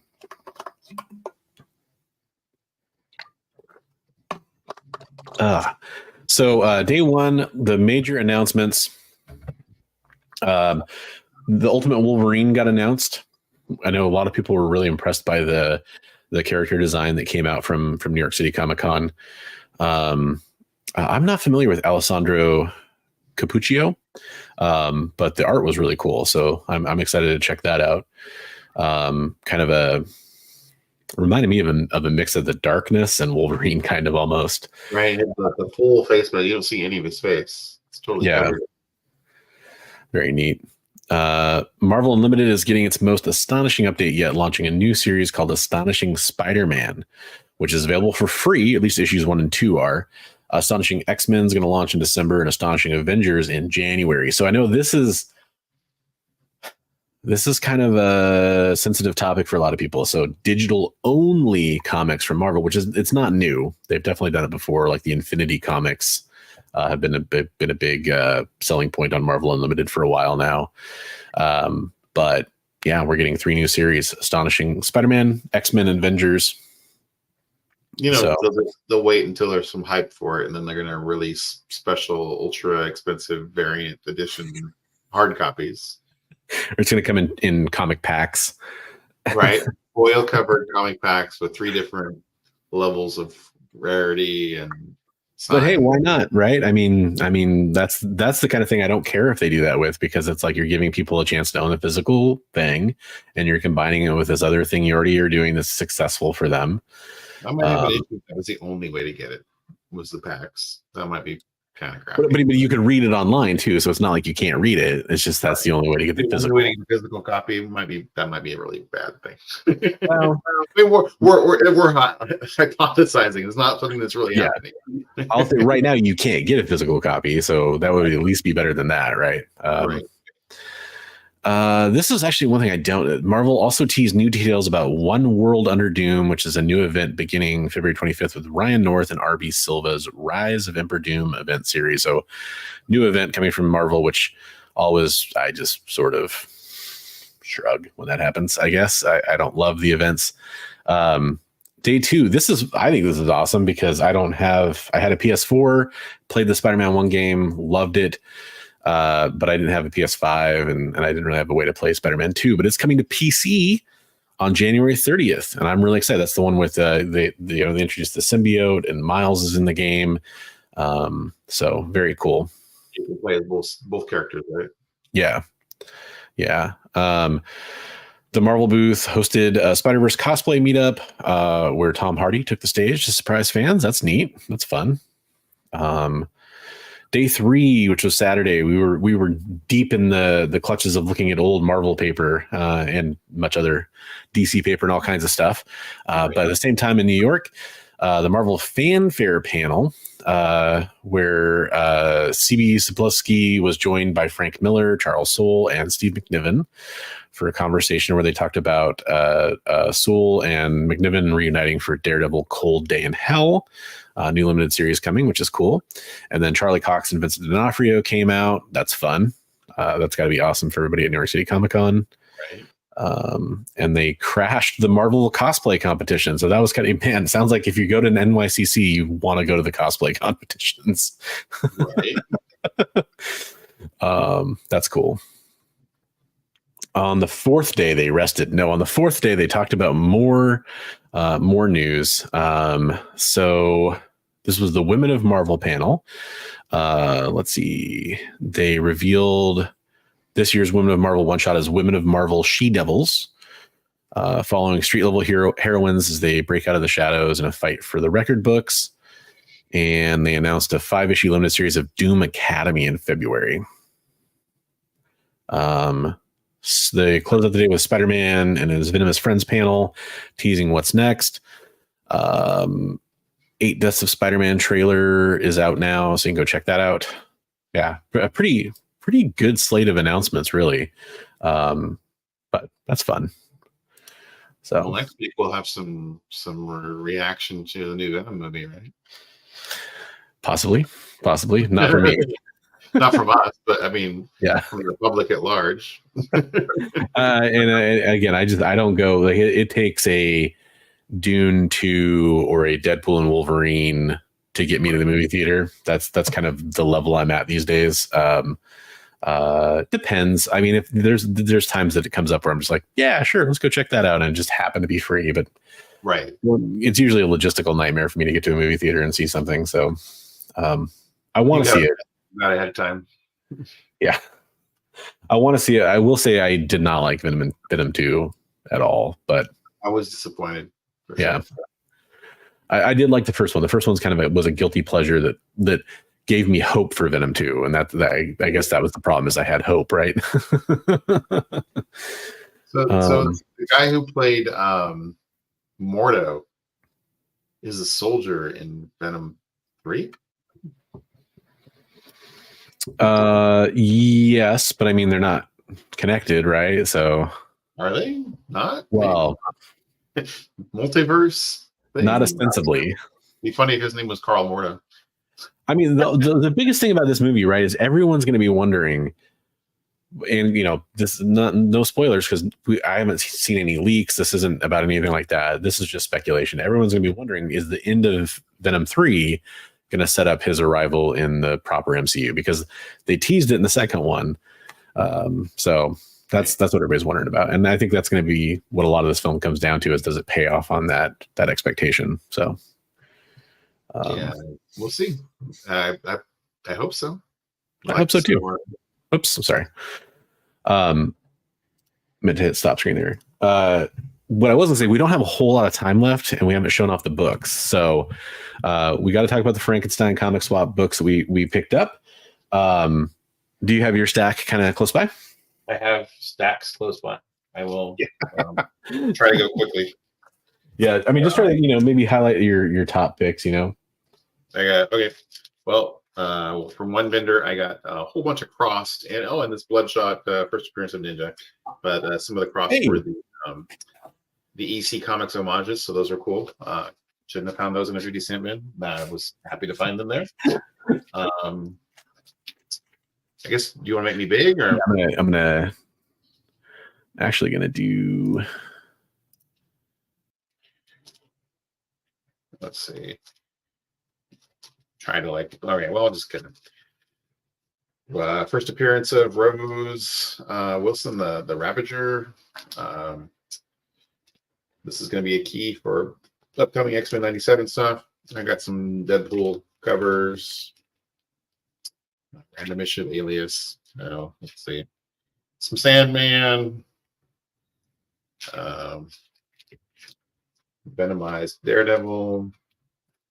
Fathom #1, some issues of Invincible, stuff that shouldn't have been in a 50-cent bin. Man Thing #1, NYX #1. This one you were kind of, Bronze was kind of jealous of. First cameo appearance of Hellboy in the 50-cent bin. 2 of them. Cool Stephen Platt Chromium Prophet. First issues of Punisher. So there's those. Just bust in wherever you feel like it, Chris.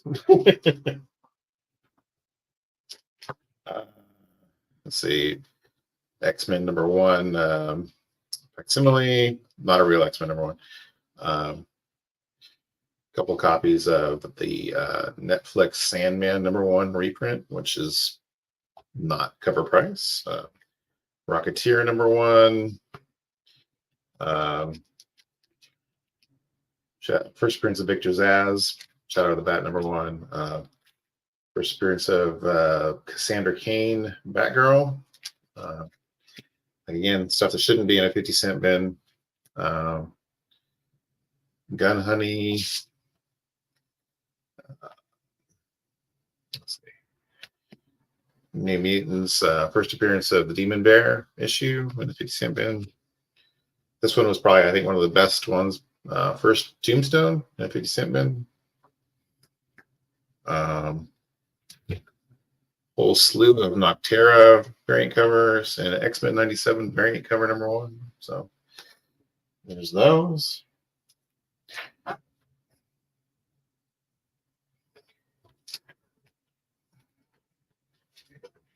Meanwhile, Chris is digging his books out, I hope. This is stuff from the first vendor that we went to. So Vertigo book, Kill Your Boyfriend. The Stargirl, first appearance is like tied with 3 different things. So Secret Origins is one of them. This one here is also one of them. And then the JSA #1, which I also picked up. We got some JSA Christmas cover. Power Girl. Love that one. I was actually commenting on all those books. I thought, even though I just had my thing off the screen, I thought you could still hear me because it didn't say I'm muted. But yeah. So first appearance of Magog in Continuity from Kingdom Come. A whole slew of Alex Ross covers. The Magog one there. This is the first appearance of Stargirl in Justice JSA #1. Forget this gal's name. She was in the Black Adam movie. Yeah, I never will remember that. That was such a forgettable movie. Then we got Atom Smasher. There's a whole bunch of Alex Ross covers. Power Girl. Again, One of the best ones. Less than $1. So isn't Cyclone? Is Jay right? Is that Cyclone? There you go. I think this is her Martian Girl, or the female Martian Manhunter. So She should be called Marcia Manhunter, but I know that's not it. Marcia, man. It's Martian Girl, I think, isn't it? Martian Girl. There you go. First appearances of You're showing everything. Endgame. No, I'm just showing a few things. Death of Colossus. First appearance of what's his name? Bastion. Yep. So, but yeah, lots of stuff. Lots of good stuff. You got some great books, man. Yeah. Iron Spider. Love that cover. First Abigail Brand. And Sword. And Sword. John Byrne. Scarlet Witch. They say $3, but they weren't $3. Miss Martian, Tyler says. Miss Martian. There you go. Betty and Veronica. I love that cover. First Family Guy in comics. Anyway. There you go. That's enough. Anyway, there's a ton. I got over 160 books. I spent less than $140. So awesome. Yeah, I'll zoom through my stuff. Just for the X-Men stuff. Not my only copy of this, but again, when you find it in a 50-cent bin, why not? It's actually less than 50 cents. Got these for I think $1 each. First Omega Red newsstand and a first Maverick, two of the greatest covers. I think I got those for $1 each. The Arthur Adams wraparound cover special edition newsstand. Very cool. Let's see here. I've always wanted this book, just never found it for less than $1. J. Scott Campbell, Ultimate Black Cat. I have an Ultimate Fallout 4. I actually have a couple of them.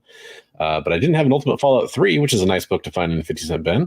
Right, I was looking for those. And you found it. It was me. I was very happy to find this because I've wanted this for a while. It's an early appearance of Ahsoka. It's Star Wars Forces of Destiny, Ahsoka and Padme. Very, very cool cover. So I really wanted that one. I was glad to find it for a good price. Let's see. Got Red Sonja, She-Devil with a Sword, #1, newsstand. That was nice. Several Teen Titans books. This guy it was like $25 for $10. So at one point I was just basically trying to get it to $10 by grabbing books. Can't go wrong with some Perez New Teen Titans goodness. That's 2 copies of issue 50. Just love that cover. Great cover there. That was the first guy when we first came in. Yeah. Little fun fight there. Little booty cover action with Donna Troy there. That's the origin of Donna, or the first appearance of Donna Troy as that character, I think. I can't remember what she called herself then. Troya, there we go. Let's see, those aren't anything terrible specially. This is that female Loki. It's the first cover appearance of her disguised as, like, half disguised as Scarlet Witch.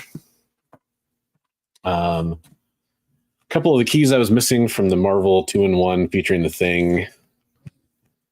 That's the second appearance of Spider-Woman. nice. Got a newsstand, kind of beat up, but a fun little newsstand copy of Secret Wars #1.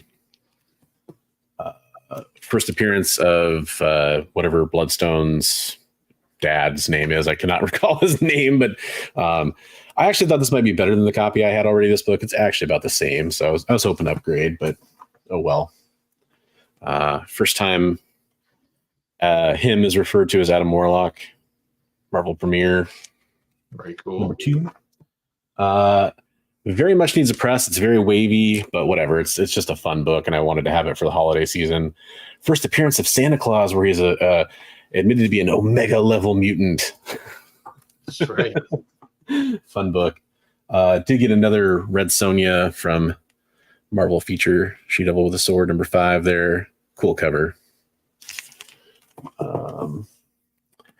First appearance of Mordred the Mystic, Marvel Chillers #1. It's also a Darkhold key. Love Power Girl, love Amanda Connor. I had another copy of this, but could not pass it up for that price. Oh my gosh, Comic Trips is watching us from a plane. From the air. I got a 24th printing. That's right. Eat your hearts out. 24th printing of Johnny the Homicidal Maniac. Used to love reading these comic books, like in the early 2000s. So that was cool. Bigby worked out a kind of a free book for me on this Jim Starlin's copy of Breed. Oh man, my camera hates that cover. I like it. Cool. I can see it. Okay. It was kind of doing a focus thing. Cool book though. And ever since I got a chance to interview Jim Starlin, I've kind of been trying to collect a lot of his books. This is one of the bigger books I got.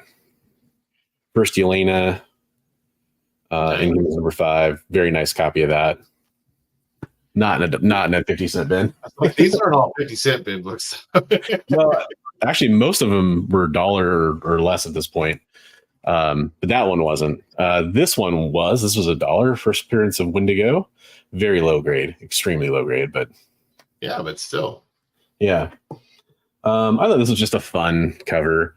I don't know anything about the Inferior 5, but that was kind of cool. Booty cover. Yep, it is also that too. First appearance of the second Huntress. Right. Huntress #1, Bertinelli.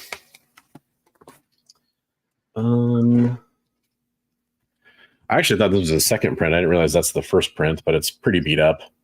Issue 9. Love that t-shirt cover. Okay. Got some Star Sapphire, Green Lantern goodness there. Some Alex Ross. Fantastic Green Lantern cover. The beautiful cover. Got the infamous fridging issue, controversial issue, as well as like there's some DC Universe books I picked up that were sitting there too. I won't show all of those, but that was fun about like digging together, talking about stories and stuff while we're digging, and like, oh, make sure to look for this or that, or yeah. Kyle Rayner comes Green Lantern. Love that cover. I'm so glad I finally found a copy of that. Yeah. I cannot show that cover because it's an Adam Warren bondage cover that I feel like is probably going to get me flagged. Can show this one though. That one's almost sexier though. Let's put it that way. There you go. Got a whole bunch of Elektra books from the same vendor I got that Breed from. There's I think that's the Diodato, but then I got a bunch of the Land ones, the Sienkiewicz Marvel Knights cover. Love that. That's good stuff. And then let's see. Dreadstar #1. Speaking of Jim Starlin. There you go. Dazzler #1. Taylor Swift. So hot right now. Yeah. Danger Girl. Can't go wrong with some Abby Chase. Yeah, I like that. Okay, so biggest two books I got. Last two. First Taskmaster. Nice. Kind of VF plus kind of neighborhood on that one. And then shout out to QWERTY Comics on Instagram, who, by the way, congratulations. He just got his X-Men #1 today, which is awesome. He picked that up. Or yesterday, I should say. But got a first Boba Fett from him. Very Came to a good deal on that. So, Very cool. yeah. Ton of comics. Yeah, so I'll have a full. If you guys want to see the full breakdown of everything we got, that'll be on my channel a little later. Yeah, definitely check that out. Plus, you can see what Dr. Plagueis got and his friend Daniel too, which they picked up some amazing stuff as well. Right. So, and Travis, Comics Limited. oh yeah, right. I forgot because he kind of had to run, but we did get to see what he picked up too. Yeah.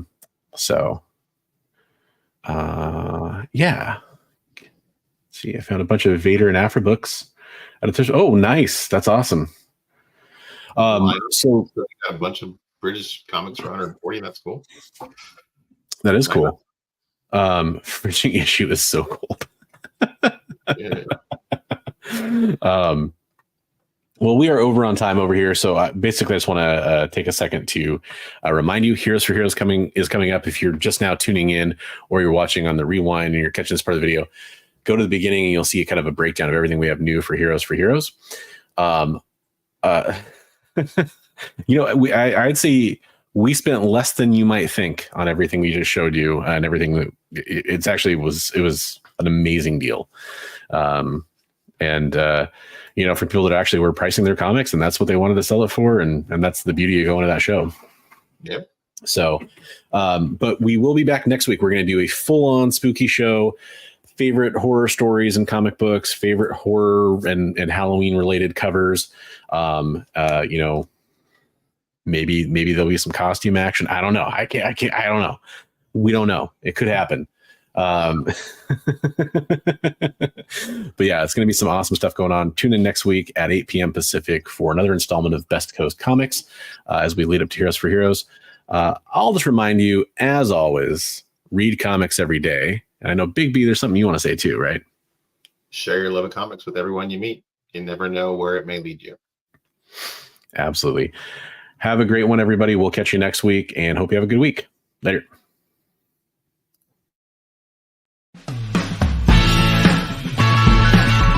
Join the party. Head over to our link tree to find all the links for everywhere the experience is all the time.